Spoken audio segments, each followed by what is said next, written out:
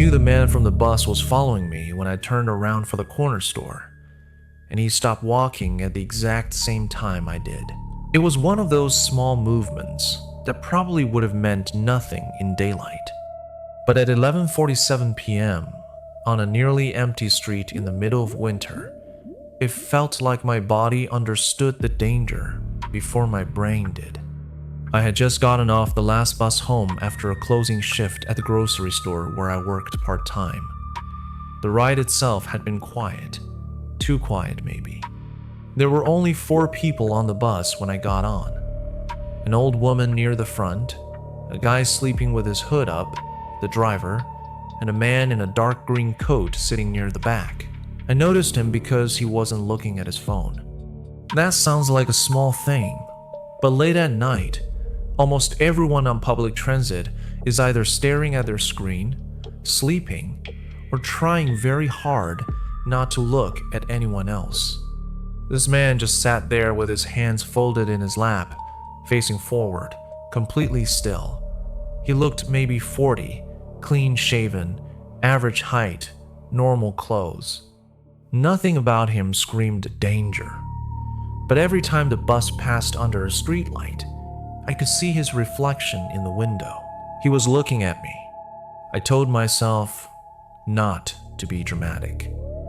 I was tired, cold, and already irritated because I had missed the earlier bus and now had to walk 8 blocks from the final stop to my apartment. I kept one earbud in, no music playing, just pretending. My mom had taught me that years ago. Look occupied, but stay aware. The first uneasy detail came 3 stops before mine. The man in the green coat leaned forward slightly and said something. I didn't react at first because I wasn't sure he was talking to me. Then he said it again, low enough that I almost couldn't hear him over the bus engine. Pine Street. I looked up. Pine Street was my stop. I hadn't pulled the cord yet. I hadn't said it out loud. I hadn't even moved toward the doors. He was still facing forward, but his eyes shifted toward the window reflection, meeting mine through the glass. I pulled the cord immediately, even though we were still 3 blocks away. The bell dinged, and the driver slowed at the next stop. It wasn't my stop. It wasn't even close, but I got off anyway. The man didn't. That should have made me feel better. The bus pulled away, with him still inside, sitting in the same seat, staring forward like nothing had happened. I watched the red taillights disappear down the road, and for a few seconds, I felt stupid. Maybe he was saying something else. Maybe he said a street name because he was confused. Maybe he was mentally unwell. Maybe my exhausted brain had turned coincidence into fear. There was a corner store half a block behind me, still open, with bright white lights and a tired cashier behind the counter. I decided to go in, buy a bottle of water, and call my roommate before walking the rest of the way home. That was my false safety moment. I thought I had gotten off early, lost a problem, and made the smart choice. Then, I turned around. The man in the green coat was standing across the street, not walking from the direction the bus had gone, not coming from the bus stop, standing there already, under the awning of a closed laundromat, facing me. I stopped. He stopped too. There was no way he had gotten there from the bus. The bus had continued straight. I had watched it leave. He had not stepped off. Unless there was another stop I somehow missed, another exit, another man dressed exactly like him. There was no normal explanation for how he was now across the street from me. I forced myself to walk into the corner store. The cashier barely looked up when I entered. He was a man in his late 50s with gray hair, a thick sweater, and the exhausted expression of someone who had seen too many weird things during night shifts. I walked straight to the drink cooler, but I didn't actually care about buying anything. I used the glass door as a reflection. The man was still outside. He had crossed the street. Now he was standing near the store entrance. I took out my phone and called my roommate, Leah. She answered on the third ring, annoyed and half asleep. I said, "Don't hang up. I think someone followed me from the bus." Her voice changed instantly. "Where are you?" I told her the store name. She said, "Stay inside. I'm calling my brother." Leah's brother lived 2 buildings away from us and worked late shifts, so there was a chance he was awake. That was the plan. Stay in the light. Don't walk home alone. Don't let the man get me onto a darker street. Simple, smart. Then the man walked into the store. He didn't browse. He didn't look around. He stepped in, stood by the door, and stared directly at me. The cashier noticed this time. He looked at the man, then at me, then quietly reached under the counter. I don't know if he had a panic button, a phone, or something else, but just seeing him notice made me feel slightly less alone. The man in the green coat smiled and said, "You missed your stop." I didn't answer. He took one step closer. "Pine Street is the next one," the cashier said. "You buying something?" The man didn't look at him. He kept looking at me. Leah was still on the phone, whispering, "What's happening?" I said loudly, "I'm staying in the store until someone comes to get me." That made the man's smile disappear. For the first time, his face changed. Not angry exactly, more like disappointed. Like I had failed to follow a script he expected me to follow.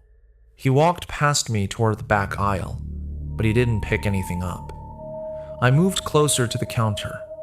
The cashier lowered his voice and asked, "You know him?"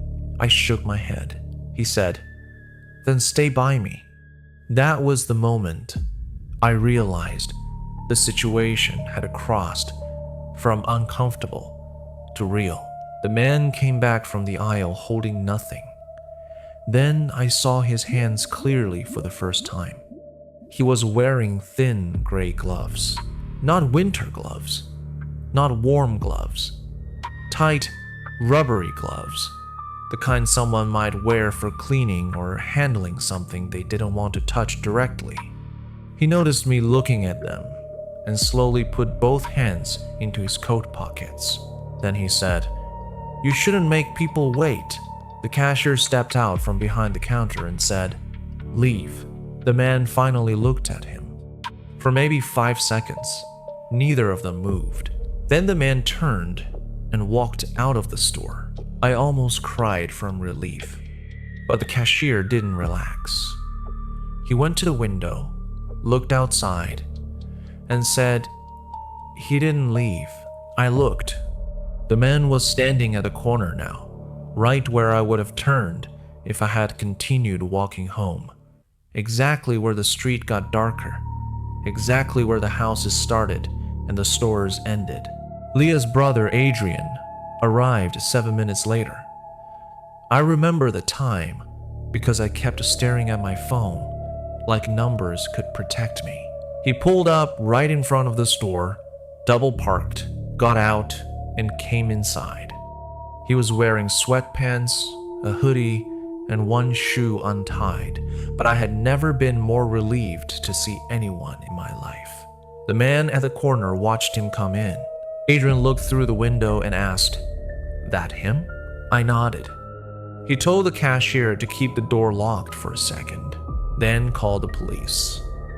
The man at the corner must have seen the phone, because he started walking away, not running, walking, calmly, like none of this mattered.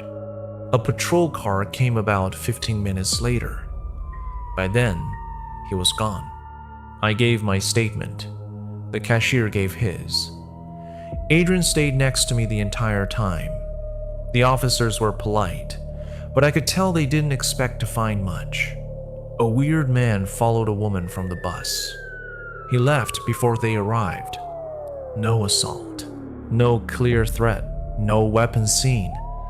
It was one of those situations that feels terrifying when you live through it, but sounds frustratingly vague when explained out loud. Then the cashier asked if they wanted to check the store camera. That changed everything. The footage showed me entering at 11:52 p.m. It showed me going to the cooler, checking the reflection, making the call. It showed the man outside the door. Then it showed him walking in.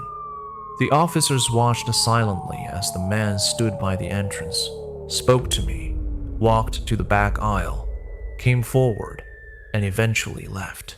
One officer asked the cashier to rewind to when I arrived outside the store. The video showed a sidewalk through the front window. It showed me walking toward the store. It showed me stopping and looking across the street, but the man was not there. I told them he had been under the laundromat awning. The camera angle included that awning. Nobody was standing there. One officer said, maybe he was outside the camera frame. The cashier shook his head. No, she was looking right there. They rewound further. The man appeared on camera at 11:51 p.m., but not from across the street. He came from the direction of Pine Street, my actual stop. He walked up to the corner before I even reached the store, then waited by the entrance like he already knew I was coming. That didn't make sense. He had been on the bus when I got off early. I watched him stay seated. The bus drove away with him inside. Unless I was wrong. So the officers requested bus footage. I didn't hear back until 3 days later. An officer called and asked me to come to the station with Leah. Adrian came too. They showed me 2 clips. The first was from the bus camera facing the aisle. You could see me sitting near the middle. You could see the old woman up front. You could see the hooded guy asleep, and you could see the man in the green coat sitting near the back. At 11:43 p.m., I pulled the cord. At 11:44, I got off. The doors closed. The bus pulled away. The man in the green coat was still in his seat. The officer paused the video. Then he showed me the second clip from a traffic camera near the corner store. At 11:45 p.m., 1 minute after I got off the bus, the same man walked past the camera from the direction of Pine Street. Same coat, same gloves, same face. He reached the corner store before I did. Nobody in the room said anything for a while. The officer eventually said what everyone was thinking. There may have been 2 of them. 2 men dressed the same, working together. One on the bus, one waiting near my real stop. That was the logical explanation, and it was somehow even worse, because that meant the man on the bus wasn't just following me. He may have been checking which stop was mine, or confirming whether I was alone, or making sure I got off where the other man was waiting. I asked how he knew Pine Street before I pulled the cord. The officer said he might have seen me there before. I didn't like that answer. For the next month, I changed my commute completely. I took different buses. I asked coworkers to walk with me when shifts ended late. I stopped wearing earbuds at night. I stopped assuming public places were automatically safe just because they were public. A few weeks later, the corner store cashier called me. I had given him my number because I wanted to thank him again for helping. His voice sounded strange. He said, "You need to come see this." I didn't go alone. Adrian drove me. The cashier showed us a still image from the store's security camera taken the night before. It was around midnight. The store was empty. Outside, near the corner, stood a man in a dark green coat. At first, I thought it was him again. Then the cashier zoomed in. There were two men, one standing near the corner. One reflected faintly in the store window behind him. Same coat, same posture, same gloves, facing opposite directions, like one was watching the street and the other was watching the store. The cashier said they stood there for almost 10 minutes, then walked away in different directions. I reported it again. The police took the footage, but I never heard anything useful after that. Maybe they found nothing. Maybe they found something and couldn't tell me. Maybe it was just two creepy men who enjoyed scaring people. I've tried to accept that explanation because it's the only one that lets me sleep. But there's one detail I still can't get past. A month after everything happened, Leah and I were cleaning our apartment when she found a folded bus transfer slip tucked halfway under our front door. It was old, wrinkled, and blank, except for one printed route number. The route I used to take. On the back, someone had written in small, neat letters, "You got off too early. We moved 2 weeks later." I don't take the last bus anymore. I don't sit with my back to the aisle. And if someone says my stop before I do, I don't wait around to find out how they know it. Because what still scares me most isn't that a man followed me from the bus. It's that someone was already waiting at the place I was supposed to be.